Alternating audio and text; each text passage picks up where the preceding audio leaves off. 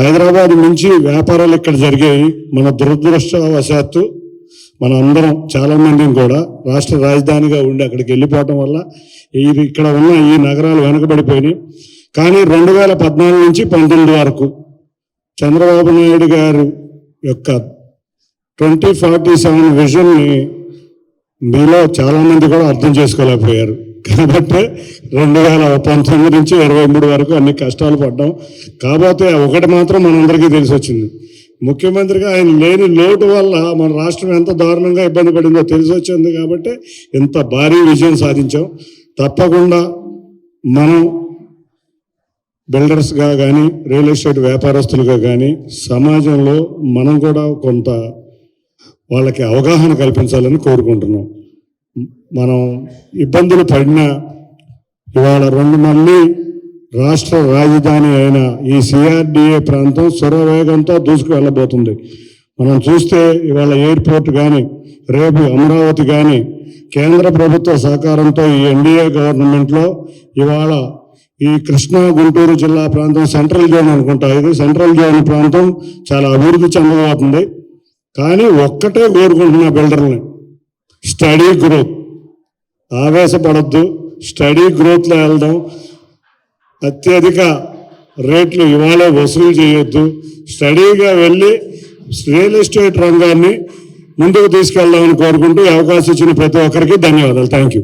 సోదరులు గద్దె రామ్మోహన్ గారికి, వెంకట్రావు గారికి, వేదిక మీద ఉన్న నారెడ్కో సభ్యులకు, ఇక్కడికి వచ్చేసిన సోదర సోదరిమణులకు అందరికీ నా హృదయపూర్వక నమస్కారాలు. గత 5 సంవత్సరాలు ఎప్పుడైనా ఈ మీటింగ్లకు వస్తే మొఖాలన్నీ కూడా వాడిపోయి ఉండేవి. ఇప్పుడు మాత్రం నవయవనంగా తొనికేసలాడుతూ ఉన్నాయి అందరి మొఖాలు కూడా, నారెడ్కో సభ్యుల మొఖాలన్నీ కూడా. ఏదో సినిమాలో చూస్తాం, ముసలివాడు నడు వంగిపోయి నడుచుకుంటూ వెళ్తా ఉంటే దేవుడు ప్రతిపక్షం అయితే ఏం కావాలని కోరుకుంటే మళ్ళీ నాకు యవనం కావాలని చెప్పేసి అడిగాడంట. ఆయనకి అమృతం ఆ దేవుడు ప్రసాదిస్తే ఆయన యువకులాగా మారిపోతే ఈరోజు ప్రజలందరూ చంద్రబాబు నాయుడు, పవన్ కళ్యాణ్, లోకేష్ రూపంలో మనకి ఈ అమరావతికి యవ్వనం కల్పించే విధంగా మరి ప్రజలు ఆశీర్వదించినందుకు వారందరికీ కూడా ధన్యవాదాలు తెలియజేస్తున్నాను. మరి అటువంటి యవ్వన అమరావతికి మా నారాయణ గారి నాయకత్వంలో పొట్టు చీర, పొట్టు పంచి అన్నీ కూడా సింగారిస్తున్నాం.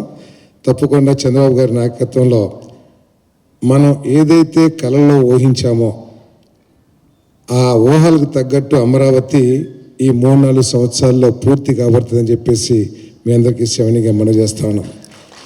ఈసారి ఏ ఒక్క శాతం కూడా అవకాశం ఇవ్వకోకుండా మళ్ళీ 10 సంవత్సరాలు చంద్రబాబు నాయుడు గారి నాయకత్వంలోనే తెలుగుదేశం పార్టీ కూటమి ప్రభుత్వం వచ్చే విధంగా మేము పరిపాలన చేస్తామని చెప్పేసి కూడా మీ అందరికీ శవనిగా మనం చేస్తామని.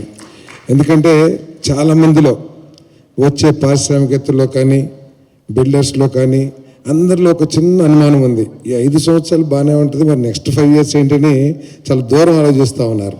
అటువంటి ఆలోచన మీకు ఏమీ అక్కర్లేదు. చంద్రబాబు నాయుడు గారు చాలా చక్కగా ప్లాన్ చేసి మమ్మల్ని అందరినీ కూడా రాబోయే సంవత్సరాల్లో కూడా మీకు ఎటువంటి ఇబ్బందులు లేకోకుండా మీ భవిష్యత్తుకి ఒక బాసటగా నిలిచే విధానాలతో ఈ ప్రభుత్వాన్ని నడుపుతున్నారని చెప్పేసి మీ అందరికీ శవనిగా మనం చేస్తాను. ఏ రాష్ట్రమైనా సరే అభివృద్ధి చెందాలంటే రియల్ ఎస్టేట్ డెవలప్ అయితేనే అది అభివృద్ధి చెందు తప్పితే వేరే మార్గాలు లేవని చెప్పేసి కూడా మనం చేస్తాం. రియల్ ఎస్టేట్ అంటే ఏదో కొంతమంది వ్యక్తులు అభివృద్ధి అని అనుకుంటాం, కానీ మన జిఎస్డిపికి దాదాపు 8 to 10% మన రియల్ ఎస్టేట్ రంగం నుంచే వస్తున్న విషయాన్ని కూడా మనం అందరం కూడా అర్థం చేసుకోవాల్సిన అవసరం ఉంది.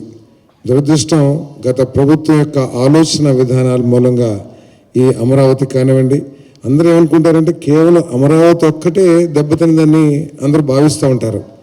అమరావతి ఎప్పుడైతే అభివృద్ధి చెందుతుందో సుదూరంలో ఉన్న మా గ్రామం కూడా అభివృద్ధి చెందుతుంది. ఎందుకంటే ఎప్పుడైతే అమరావతిలో రియల్ ఎస్టేట్ కానీ ఇతర వ్యాపారాలు కానీ పెరిగినాయో ఇక్కడ కొద్దిగా లబ్ధి పొందిన వాళ్ళు మా ఊరు వచ్చి తక్కువ ధరలో మా పొలాలు కొనడం మూలంగా మాకు కూడా అభివృద్ధి జరుగుతుంది. ఆ విధంగా రాష్ట్రం అంతా అభివృద్ధి చెందేదే అభివృద్ధి తప్పితే కేవలం ఏదో ఒక వర్గం అభివృద్ధి చెందిద్దో లేకపోతే కొంతమంది సమూహం అభివృద్ధి చెందుతుందని ఆలోచన చేయటం చాలా దురదృష్టకరం అని చెప్పేసి భావిస్తాను. తప్పకుండా మరి నారాయణ గారు, మరి అదేవిధంగా చంద్రబాబు నాయుడు గారి నాయకత్వంలో వీరంతా కూడా మేధావులు. వీరికి దేశంలో అన్ని రంగాల పట్ల కూడా మరి అన్ని అవగాహన కలిగిన వ్యక్తులు కాబట్టి దేశంలో బెస్ట్ రియల్ ఎస్టేట్ పాలసీ మన రాష్ట్రంలో తీసుకురావడానికి నారాయణ గారి నాయకత్వంలో, చంద్రబాబు నాయుడు గారి నాయకత్వంలో, పవన్ కళ్యాణ్ గారి నాయకత్వంలో మా ప్రభుత్వం పనిచేస్తుంది. ఏదైతే VLT కానివ్వండి, లేకపోతే బిల్డింగ్ రెగ్యులేషన్స్ కానివ్వండి, అదేవిధంగా నాలా ఫీజెస్ కానివ్వండి, రిజిస్ట్రేషన్లో ఏదైతే ఇంతకుముందు ఇప్పుడే చెప్తా ఉన్నారు, ఇంతకుముందు అగ్రిమెంట్కి ఏదైనా ఫీజు కడితే తర్వాత రిజిస్ట్రేషన్ అడ్జస్ట్ చేసేవాళ్ళు, కానీ ఇప్పుడు అదే అన్నీ కూడా లేవంట. కాబట్టి నారాయణ గారు వీటన్నిటి మీద కూడా దృష్టి పెట్టి మనం ఏదో మొత్తాన్ని ఒకేసారి బంగారు గుడ్లు పెట్టి బాతును ఒకటేసారి కోసే కంటే చక్కగా వాళ్ళని అభివృద్ధి చేస్తే మనకి ఎక్కువ ఆదాయం వస్తేనే లక్ష్యంతో ఆలోచించాలని చెప్పేసి కూడా నేను భావిస్తూ మరి చక్కటి కార్యక్రమం ఏర్పాటు చేసి మమ్మల్ని అందరినీ ఆహ్వానించిన నారాయణ సభ్యులందరికీ కూడా ధన్యవాదాలు తెలియజేస్తూ, మీకు ఎప్పుడు ఇందాక మనోహర్ గారు చెప్పినట్లు మీకు ఏ సమస్య వచ్చినా కూడా మా ప్రభుత్వం మీకు అండగా ఉంటుంది.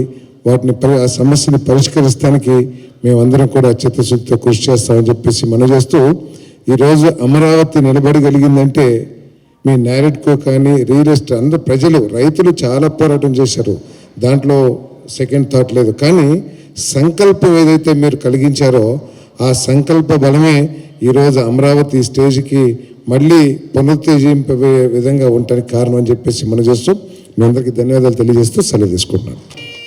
చిన్న చిన్న వ్యాపారస్తుల నుంచి పెద్ద వ్యాపారస్తుల వరకు అందరూ వాళ్ళ బిజినెస్ని బాగా పెంచుకునే అవకాశాలు ఒక రియల్ ఎస్టేట్ వ్యాపారం ద్వారా వస్తాయి. అంతేకాదు అనేక మందికి ఉపాధి కలిగేది కూడా ఒక జస్ట్ కమిషన్ ఏజెంట్ల కాడి నుంచి, పొలం అమ్ముకునే వాళ్ళ దగ్గర నుంచి, బిల్డింగ్ నిర్మాణం చేసే వాళ్ళ దగ్గర నుంచి, ఆ బిల్డింగ్ నిర్మాణంలో సుమారు 32 రకాల నిర్మాణ కార్మికులు ఉంటారు. విజయవాడ లాంటి టౌన్లో ఏ ఇంటికి వెళ్ళినా కూడా వాళ్ళు మీరేం చేస్తారంటే ఒక టాపీ మేస్త్రనో, లేకపోతే కరెంటు పనులు చేసేవాళ్ళనో, పెయింటింగ్ అను, ప్లంబర్ అను, ఎవరిని చూసినా కూడా భవన నిర్మాణ కార్మిక రంగానికి సంబంధించిన కార్మికులే ఉంటారు. వాళ్ళందరికీ ఉపాధి కావాలంటే రియల్ ఎస్టేట్ వ్యాపారం బాగుండాలి.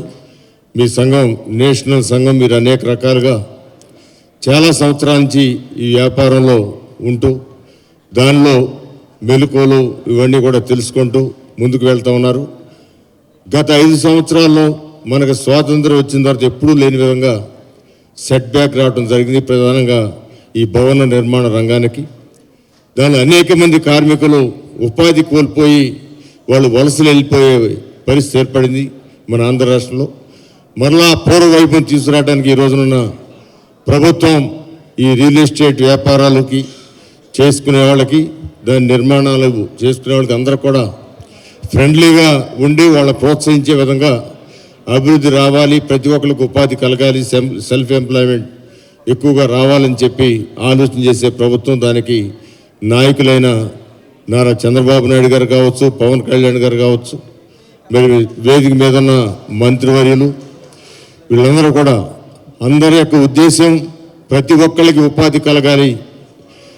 దానికి పబ్లిక్ ప్రైవేట్ పార్ట్నర్షిప్ అని చెప్పి ఒక స్కీమ్ను కూడా నారా చంద్రబాబు నాయుడు గారు, పవన్ కళ్యాణ్ గారు అనౌన్స్ చేయడం జరిగింది. వాళ్ళిద్దరి నాయకత్వంలో ఖచ్చితంగా రానున్న రోజులు మరిన్ని మంచి రోజులు వస్తాయి. అందరికీ ఉపాధి కలుగుద్ది, అందరికీ వ్యాపారాలు ఉంటాయి, అందరూ కూడా మన పర్చేసింగ్ కెపాసిటీ పెరిగి ప్రతి ఒక్కరు కూడా సమృద్ధిగా ముందుకు వెళ్ళే అవకాశాలు ఉన్నాయి. అందువల్ల ఈ సంస్థల్ని మీ అందరినీ కూడా అభినందిస్తూ ఈరోజు మమ్మల్ని ఈ కార్యక్రమానికి పిలిచి గౌరవించినందుకు మనస్ఫూర్తిగా మీ అందరికీ కృతజ్ఞతలు తెలియజేస్తూ, మొన్న జరిగిన ఎన్నికల్లో మీ అందరూ కూడా 100% తెలుగుదేశం పార్టీ కూటమిని బలపరిచారు, దాంట్లో ఎలాంటి సందేహం లేదు. మీ అందరూ కూడా బలపరిచిన మీ అందరికీ కృతజ్ఞతలు తెలియజేస్తూ సెలవు తీసుకున్నాను. జై హింద్, జై జన్మభూమి.